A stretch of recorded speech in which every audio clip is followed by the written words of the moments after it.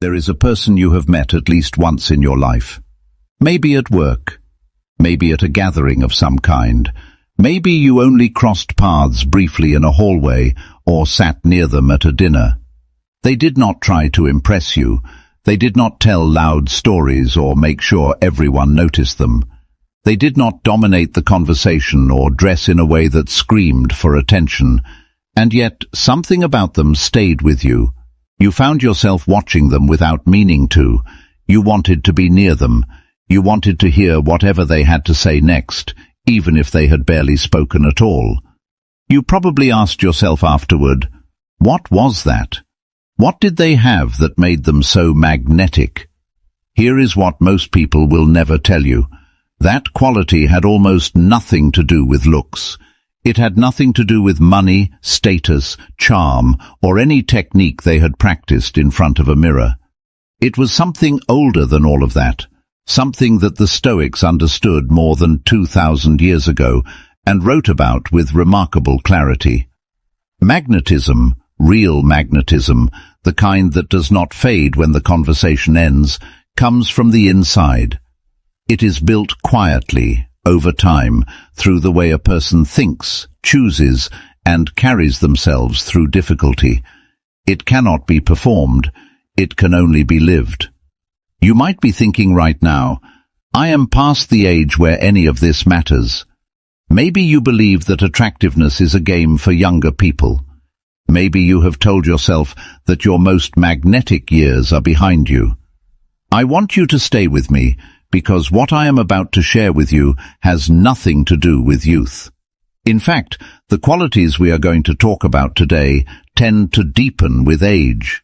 They become more visible, more powerful, more felt by the people around you as the years go on, not less. The Stoics did not write about charisma as a performance. They wrote about character as a practice.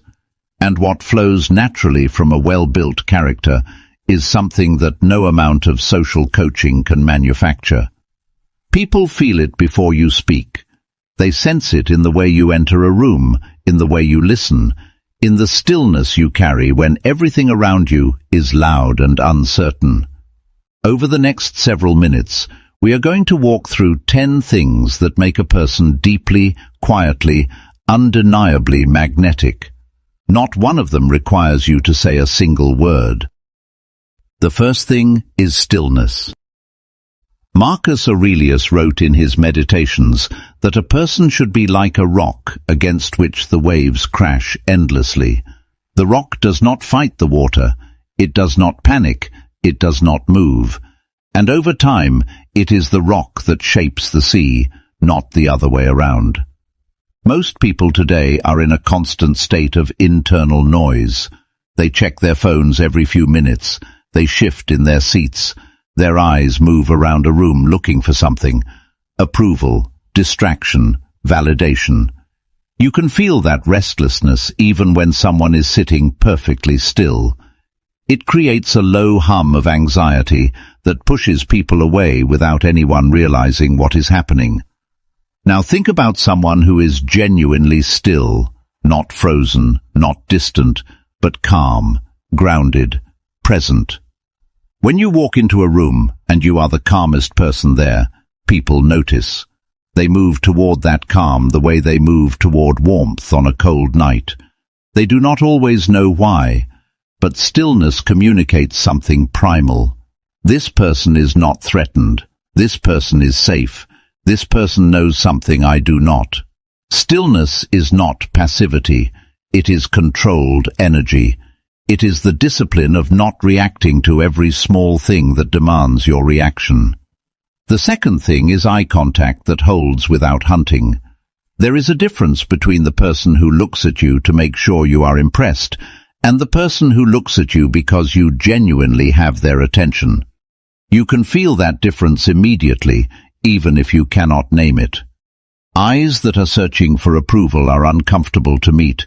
Eyes that are simply present are deeply reassuring. Epictetus taught that the most important work a person can do is to direct their attention rightly.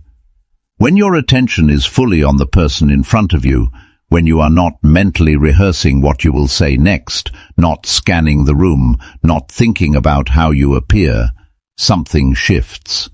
The other person feels seen, and feeling seen is one of the rarest and most powerful gifts one human being can offer another.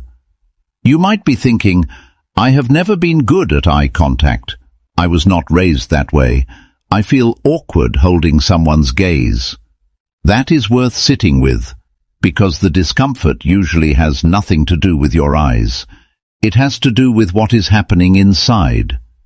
When you are genuinely interested in another person, eye contact becomes natural. It flows from curiosity, not technique. The third thing is how you carry your body in moments of pressure. Everyone can carry themselves well when life is easy. The truly magnetic person is the one whose posture, breathing and movement do not collapse when things become difficult.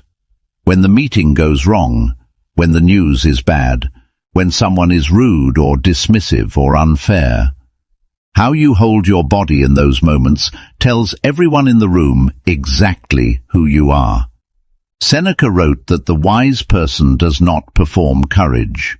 They simply have it, because they have prepared for difficulty long before it arrived.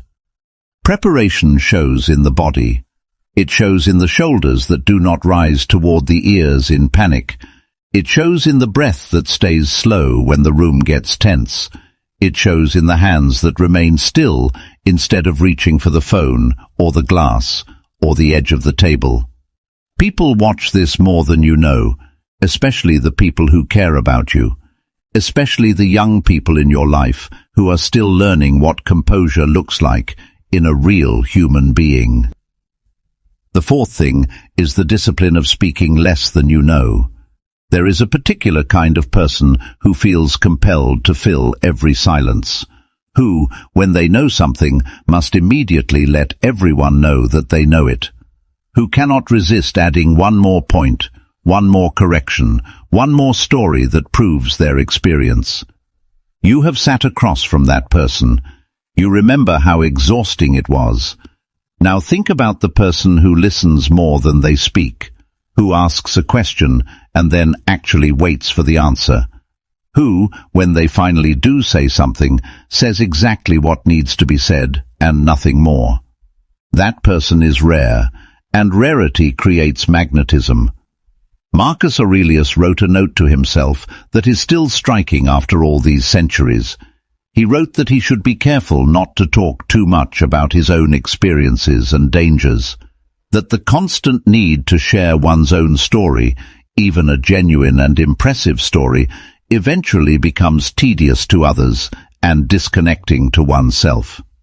There is a practical exercise worth considering here. The next time you are in a conversation, try to ask 2 genuine questions before you make any statement about yourself. Not questions designed to redirect the conversation back to your own experience. Real questions. Questions born from actual curiosity about the other person. Notice what happens in the room. Notice what happens to the way people look at you. The fifth thing is comfort with silence itself. Most people treat silence as a problem to be solved, a gap to be filled, an awkwardness to be rescued. The moment a conversation pauses, they reach for words, any words, just to cover the quiet. And in doing so, they often say things they did not mean, dilute things they said well, or destroy a moment that was actually beautiful in its stillness. The person who can sit comfortably in silence communicates something remarkable. They communicate that they do not need to perform, that they are not afraid of what the quiet might reveal, that they are secure enough in their own company to let a moment breathe. Epictetus said that silence is safer than speech for the person who has not yet mastered their tongue, but there is another level beyond safety. For the person who has done the inner work, silence is not just safe. It is powerful. It draws people in. It makes whatever you eventually say carry more weight, because the other person has been waiting, and what they have been waiting for turns out to be worth it. Think about someone you have known in your life who had this quality. A grandparent, perhaps, an old friend, a teacher, or a mentor. Someone who did not rush to speak, who let things settle before responding, who seemed to have all the time in the world, even when they did not. That quality left a mark on you. It left a mark on everyone who experienced it. The sixth thing is the way you treat people who can do nothing for you. This is perhaps the most telling indicator of character that exists, and yet it operates almost entirely below the level of conscious awareness. People are watching how you treat the waiter, the cleaning person, the junior colleague, the stranger who makes a small mistake in traffic. They are watching, and they are drawing conclusions about who you are at your core, conclusions that no resume, no title, and no carefully crafted first impression can override.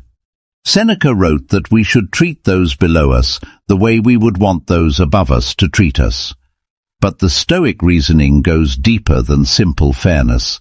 It is about the integrity of your character when no performance is required, when there is no reward for being kind, when no one important is watching. Who you are in those moments is who you actually are. A person who is warm and generous with people who cannot advance their interests is someone who has genuinely internalized their values rather than simply deployed them strategically. Everyone around you senses this, even when they cannot articulate it. It is one of the most quietly magnetic qualities a human being can possess. The seventh thing is the absence of the need to be right. Think about how much human energy is spent in the pursuit of being right. Arguments that stretch long past the point of usefulness. Conversations that were never really about the topic at hand, but about who would walk away with their ego intact. Relationships quietly damaged by someone who could not let a small disagreement pass without making sure the other person knew, without any doubt, that they had been wrong. Most people experience this more as they get older, not less, because by the time you have lived 50 or 60 years, you have accumulated a great deal of experience, a great deal of knowledge, and a deeply held sense of how the world works. And when someone says something that contradicts that accumulated understanding, the pull to correct them can feel almost physical. Marcus Aurelius wrestled with this openly. He wrote about the temptation to impose his own judgment on others and the discipline required to let people arrive at their own conclusions in their own time. He understood that the person who always needs to be right is actually revealing a form of insecurity, a need for external confirmation that their understanding of the world is valid. The person who does not need to be right has already confirmed it internally. They do not require your agreement to feel certain. This does not mean being passive or pretending to agree with things you do not believe. It means choosing your moments. It means understanding that in most ordinary conversations, the need to correct someone else does more damage than whatever error was left uncorrected. It means being genuinely curious about why someone thinks differently from you, rather than simply waiting for a pause in which to tell them why they are mistaken. When you release the need to be right, something interesting happens. People become more comfortable being honest with you. They share more. They trust you with the more uncertain, unfinished parts of their thinking, because they sense that you will not use their imperfect thoughts as an opportunity to demonstrate your superior ones. That kind of trust is rare, and it pulls people toward you in ways they often cannot explain. The eighth thing is purposeful movement. There is a quality that is difficult to name but easy to recognize. Some people move through the world as if they are late for something they have not decided yet. Rushed, slightly scattered, always in reaction to the next thing. Others move as if they know exactly where they are going and have already made peace with how long it will take to get there. The second type of person is magnetic in a way that is almost physical. This is not about moving slowly, it is about moving with intention.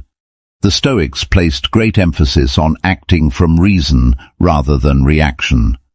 When your actions flow from a considered center rather than from anxiety or habit, it shows in your body, in the way you walk into a room, in the way you reach for a glass, open a door, settle into a chair. There is a coherence between your inner state and your outer movement that people feel before they understand it. Epictetus made the point that most of what disturbs us is not what actually happens, but the speed with which we react to what happens. The undisciplined mind reacts instantly, physically, visibly. The disciplined mind creates a pause, even a small one, between what happens and what it does next. That pause is where character lives, and it is visible, even in something as simple as the way you cross a room.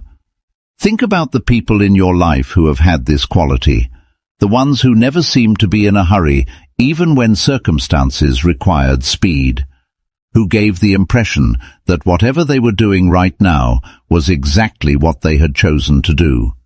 That quality communicates competence. It communicates security. It communicates the kind of quiet authority that no title can manufacture and no urgency can destroy. The ninth thing is the visible acceptance of your own limitations. This one surprises people. We live in a culture that treats vulnerability as weakness and self-promotion as strength.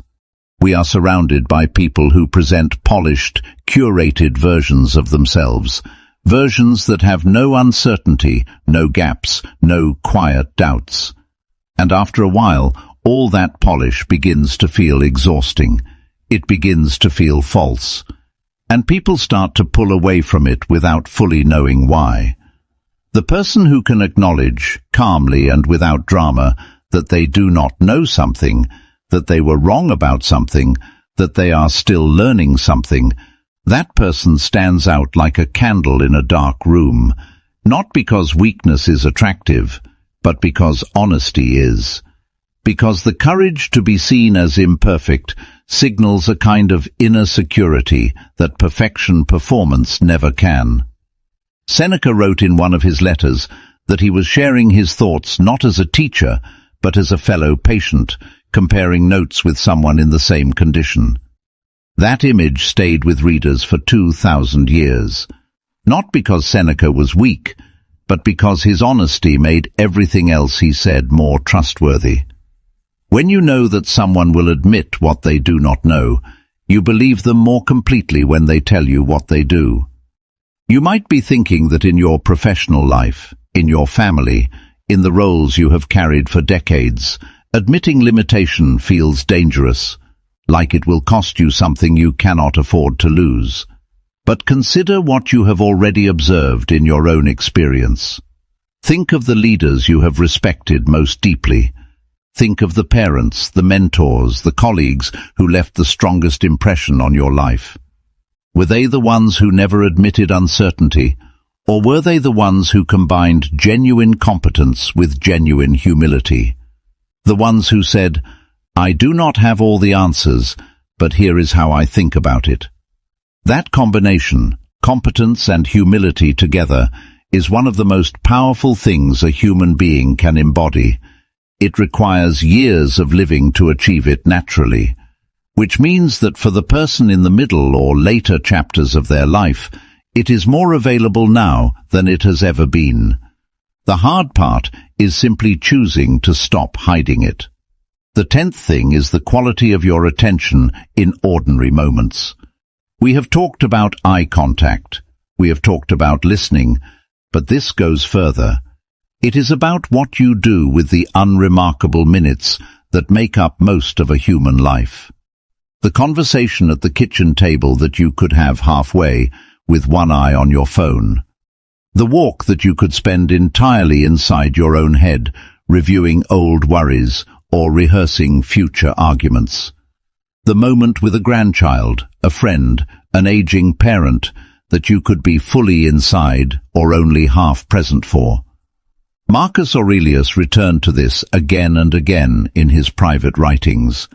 He reminded himself that the present moment is all that any person actually has, not as a comforting thought, as a discipline, as a daily practice of catching himself when his mind had wandered into past regret or future anxiety, and deliberately returning his attention to what was actually in front of him.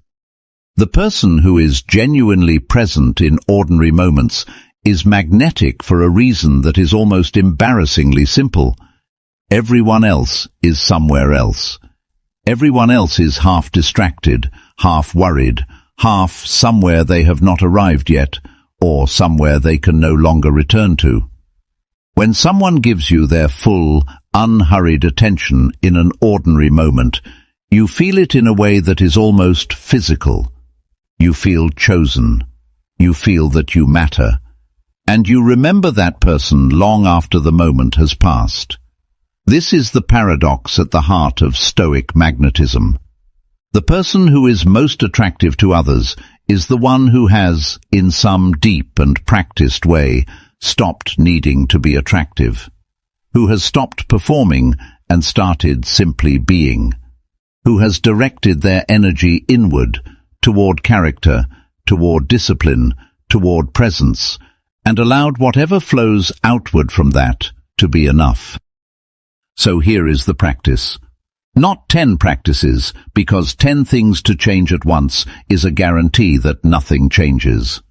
One practice, one thing you can do today, and tomorrow, and the day after, until it becomes the kind of habit that no longer requires effort. Choose one person in your life, someone you will see this week. It might be someone you love deeply. It might be someone you have been taking for granted. It might be someone you have been meaning to be more present with, but have not quite managed. And when you are with that person, give them the one thing that almost no one gives anymore. Give them your complete, undivided, unhurried attention. Put the phone in another room. Let the silence sit when it arrives. Ask a question you genuinely want the answer to. Look at them without thinking about how you appear. Let them be the most important thing in the room, because in that moment, they are. Do this once. Notice what happens. Notice how the other person responds. Notice how you feel afterward, not performed, not exhausted from managing impressions, but genuinely present in your own life. That feeling is what the Stoics were pointing at, not as an ideal to be admired from a distance, but as a daily experience available to anyone willing to do the quiet, unglamorous work of becoming it. You have more to offer than you may currently believe, not because of what you have accumulated, not because of your titles or your history or the roles you have played, but because of what those years have made possible inside you, if you have been paying attention. The stillness, the patience, the hard-won ability to distinguish what matters from what merely feels urgent. The knowledge that most of the things people worry about do not deserve the energy they receive. These are not small things. These are exactly the things that make a person worth being near. Marcus Aurelius wrote, near the end of his life, that a man's life is a mere moment, his existence a flux, his perception clouded, his body's composition corruptible. He was not writing this in despair. He was writing it as a reminder that the time available to become who you want to be is not unlimited, that every ordinary day contains within it the possibility of presence, of character, of the kind of quiet magnetism that does not require an audience or a stage or a single spoken word. The most magnetic people you have ever known were not trying to be magnetic. They were trying to be good. They were trying to be honest. They were trying to pay attention. And everything else followed from that, naturally, inevitably, the way warmth follows from a fire that has been built well and tended carefully over a long time. You already know how to build that fire. You have been learning your whole life. The only question worth asking now is whether you will tend it. Take a moment to think about how you can apply what we talked about today to your life right now. If you value this approach and want to build a more resilient mind with us, subscribe and join the community. I'll see you in the next video.